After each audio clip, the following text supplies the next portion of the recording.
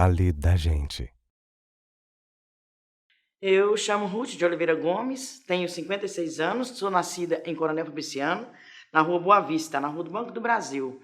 Eu mudei de lá, tinha 7 anos de idade, para o bairro Melo Viana. De lá cresci, com 15 anos mudei para o Rio de Janeiro, fiquei lá 3 anos, voltamos de novo, não deu certo por causa da violência. Aí fiquei nesse bairro até eu completar os meus 19 anos. Mudei para São Geraldo, né?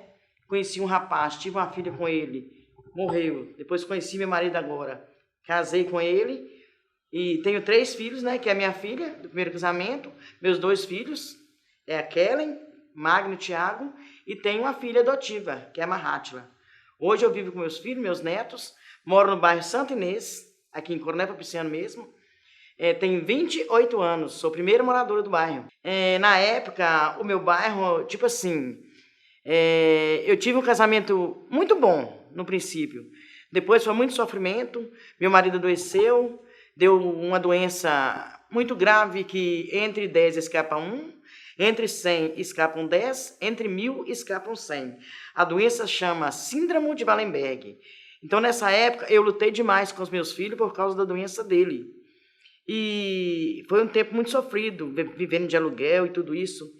Aí Deus me deu um privilégio, eu consegui ganhar uma casa, né? Tipo assim, ganhada e não era ao mesmo tempo, que a gente pagava pouco. Aí meu marido adoecer, ele aposentou, aí eu fiquei isenta, não paguei mais, graças a Deus. O nosso bairro não tinha estrutura nenhuma, não tinha calçamento, não tinha energia elétrica, não tinha água, nada, nem esgoto, nem nada. E a gente pegava água na biquinha, né? Para lavar roupa, fazer comida para os meninos e tudo. Aí depois eu mudei para lá, fui a primeira, da Maria segunda, seu José o terceiro e a Dona Vilma a quarta. Aí foi chegando os outros vizinhos. Chovia, era uma tristeza, porque a rua não tinha estrutura, era aquele buraco, só tinha barranco. E para levar as crianças para a escola, a gente tinha que dar a volta lá por trás, para passar lá pelo Santa Cruz, pelo Corgo Alto, para levar as meninas para a escola, porque não tinha condições. Com 9 meses que a gente morava lá, aí ligaram a nossa luz, foi uma festa, foi uma maravilha. Aí depois encanaram a água para a gente. Só que morava um doido lá, à noite ele quebrava os canos e a gente ficava sem água. A gente ficava sem água, era aquela luta. Tinha que levantar todo mundo outro dia e encanar aqueles canos tudo. Mas foi um tempo muito bom. Meus filhos tiveram infância muito boa. Eu sou muito conhecida ali. Tem muitos netos de umbigo naquele bairro. Só ali eu dei banho em 59 crianças. Todos me respeitam, me chamam de vó, me chamam de tia, né? E eu tenho muitas lembranças boas. E naquela época o bairro não tinha igreja, não tinha nada. A gente via muitas coisas feias. Muitas coisas feias mesmo. Eles falam que essas coisas não existem, mas eu acredito que eu cheguei a ver.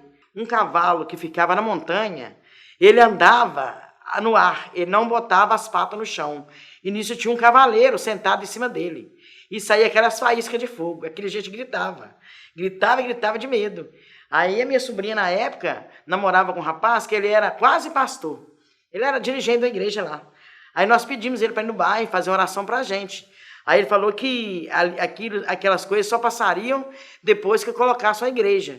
Então surgiu o pastor Jorge, né, que construiu a igreja quadrangular. Aí todo mundo ajudava, as crianças, todo mundo ajudava. Depois surgiu aquela igreja católica, e aí o bairro foi crescendo. Eu oro muito a Deus, eu peço muito a Deus, não só por nós, pelo nosso Brasil, mas também pelo mundo, por causa dessa violência, meu Deus. A gente já não está aguentando mais. Igual eu falei com meus filhos hoje, meus netos. Os novos, os jovens estão morrendo. Daqui a um tempo nós não vamos ter jovem na terra mais. Vão ser só os velhos. Porque os jovens estão indo embora. Então, e pedir o povo, né? O Brasil e o mundo para orar também em favor dessa violência. Para ver se para. Porque está muito, muito difícil. A gente está tendo medo de andar na rua.